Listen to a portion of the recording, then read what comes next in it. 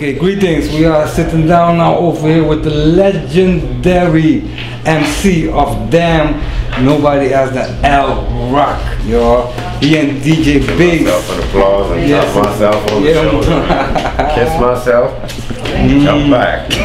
Right. We just able, and you shoot, because we just witnessed a show where the sweat was dripping off, and I think any veteran MC that stood in the house knows that he cannot jump a stage anymore. They have to go to the gym. They have to go longboarding. They will have to do some calisthenics in some way, some form, some shape. That's at the bar, man. That's at the bar. I mean, this one goes out. I just raised the friggin' bar, man. I have not even seen young cats. They just standing still on the microphone, not sweating one drop, and you be like, yo. I mean, when Moses would be in the crowd, he said, damn, God, help me to split this seed. That's his sweat was jumping off, you know. But we got this legend, so we got a couple of questions, not really, you know, but we think that when we look at your category of where you come from, as a group musicians, let me put it this way, right? The topics we used to talk about, the things what was surrounded with us. Before we go into those things and where it is nowadays, I just want that you talk and say to the people a little bit about who you are, about your name, and how you got into this. Well, Ricardo Leverock, L Rock. That's where the L Rock came from. I was born on the island of Aruba. And basically I came to Holland when I was 18 with the idea of making an album, because I heard stuff that came from here and it was totally different than, you know, actually I would just say it was shit. So I decided to come to Holland to make an album, and actually it happened, you know. I mean, that was what I came here to do, and then that's what I pursued, and I actually made the first one. And how I got into hip-hop is a kind of a funny, actually it's really funny, because I got into breakdancing because I stayed home from school one day and I had to vacuum the floor for my grandmother, and I put on the TV, and we had stations from South America, and they were playing the video Buffalo Gals by Michael McLaren. And I saw them spinning on their backs, and I was like, okay, I have to do this. I have to know how to do this. And then from breakdancing, someone came with a demo once from New York on the island, and it was Rock the Bells from LL Cool J, recorded from WBLS Kiss FM. And that's when I said, this is it. And from then on, that was it, you know. I mean, I heard Rapper's Delight and I heard all those things as well, but when I heard Rock the Bells, I was like, what the fuck is wrong with that guy? You know? It was like, what the hell is he doing, you know? It's so, and that's when I started to really get into it. And then everything came together with writing and everything when I started to hear Rakim. Then it became more poetry. Then it became more a choice of, you have the free will to say something positive. Right, that was when Rakim came into the picture. Something stupid. Yeah. Okay. So you didn't want to say something stupid after listening to Rakim. You know what I'm saying? If you rap, if you listen to him and you start to rap and you say something stupid, I mean, then just stop. Because then you're not getting the whole message. Right. You know, it's the choice to bring positivity. And I mean, now I've done this old, the old demo. Actually, it's new. It's old. It's just music, rap the way it should be. Actually, you know, not degrading each other, not degrading women, not calling them. Just the way it should be, the way people should talk to each other.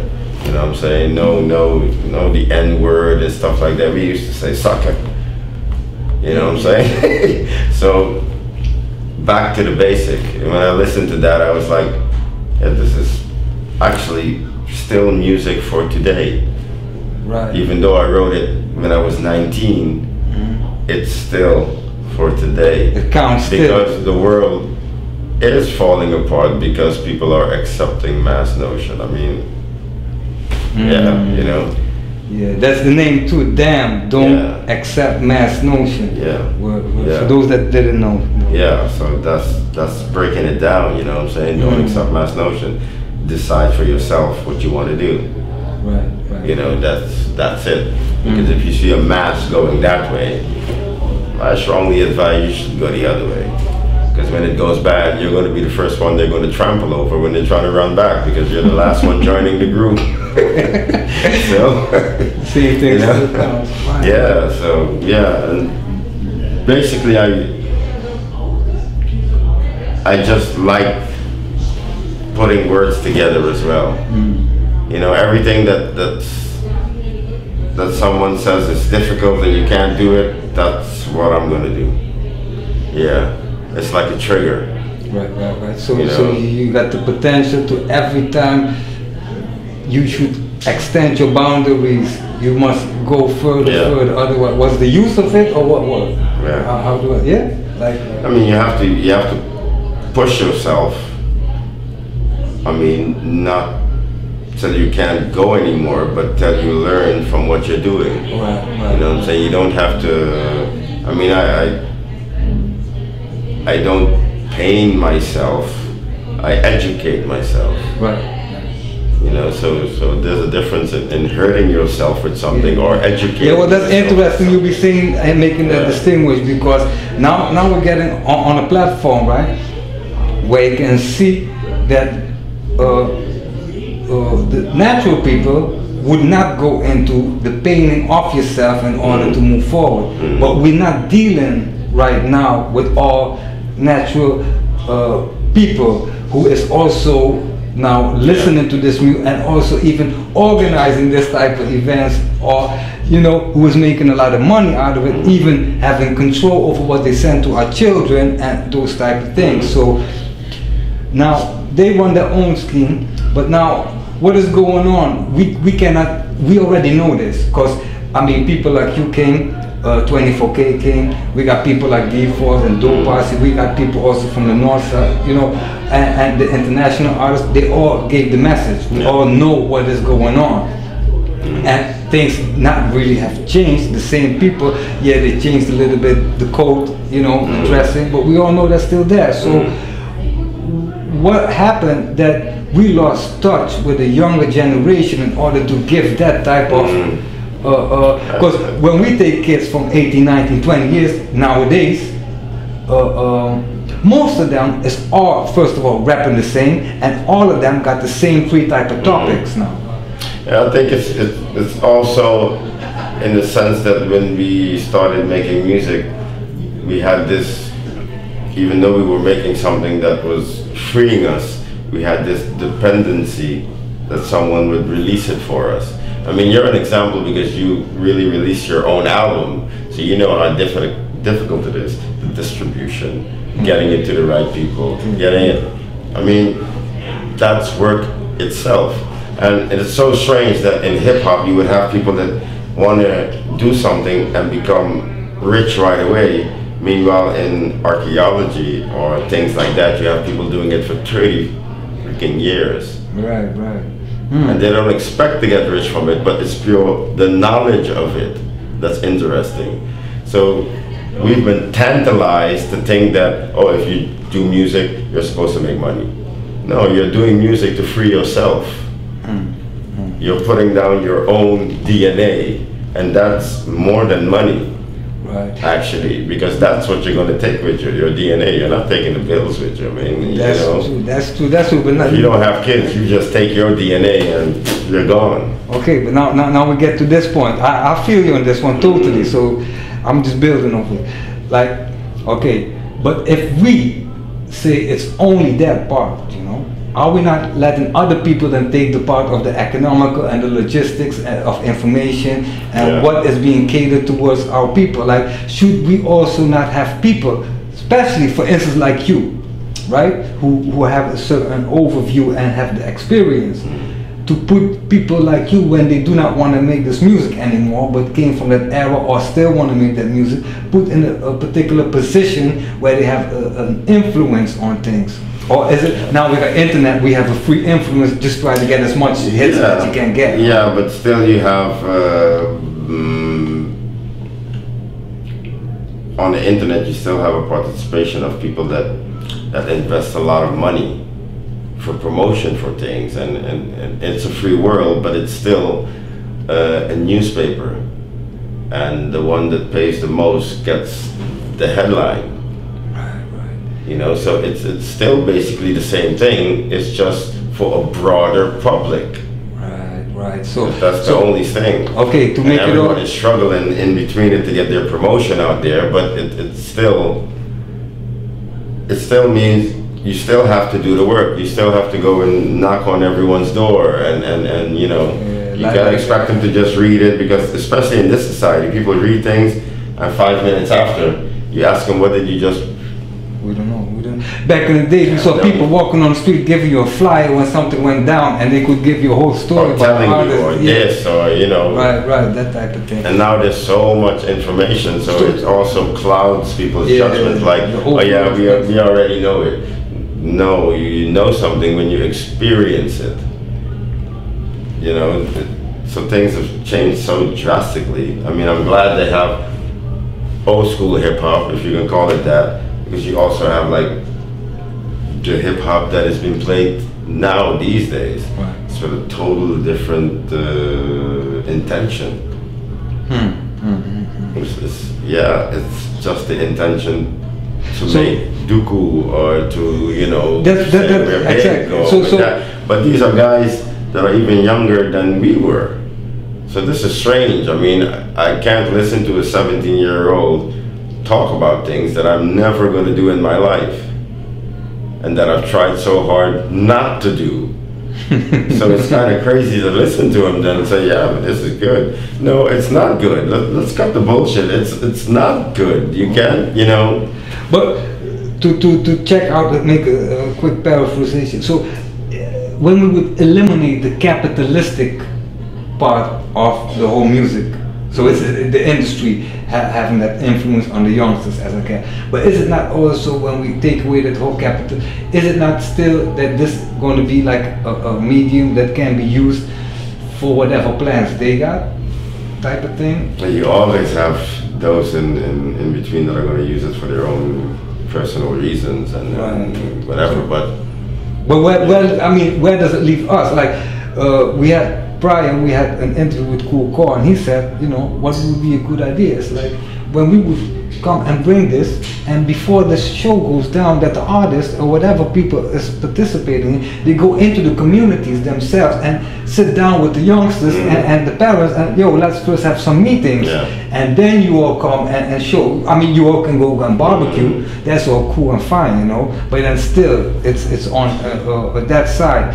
Still what the music came to do, sort of like, is still not being done, and like it is being held back. Like, you would not meet the guys that actually should be listening to your type of music, if you know what I'm saying. Like, some ways somehow you don't meet them. You know? Like, why is that? Like, how come? And yeah, I think, yes, we're also living in a trend following country. So things happen so fast, they move so fast. People don't really cling on to traditional things. Right. Anymore. So, and hip hop is a traditional something. I mean, also here it seems as if English hip hop never existed, because they don't know the history of why they are able to rap in Dutch today. They think it just happened. It didn't just happen. The transition from English to Dutch was also funny, awkward. That was the moment it was in the Netherlands, they was able to capitalize on it. But even the guys from All Star, they were influenced by guys that were here rapping in English. Not just guys from America, but guys that were here rapping in English. That's what influences you the most to go up on stage. I mean, you can see something from totally on a different side. It's going to give you you know, a shiver. But if you see it here, you're like, that's what I want to do too. And those things have been severed. I mean, through different streamings and everyone has a different reason why they do hip hop and what they think hip hop is, and that they're hip hop, and everybody wants to be hip hop. They call it urban nowadays, you know. Not just be a part of hip hop. You know, they all want to be hip hop, but not a part of hip hop. And I'd rather be a part of it, because then you're admitting that it's something bigger than yourself. And that's what it is. It's bigger than all of those artists, because it's something they do together. Yeah. Well, man.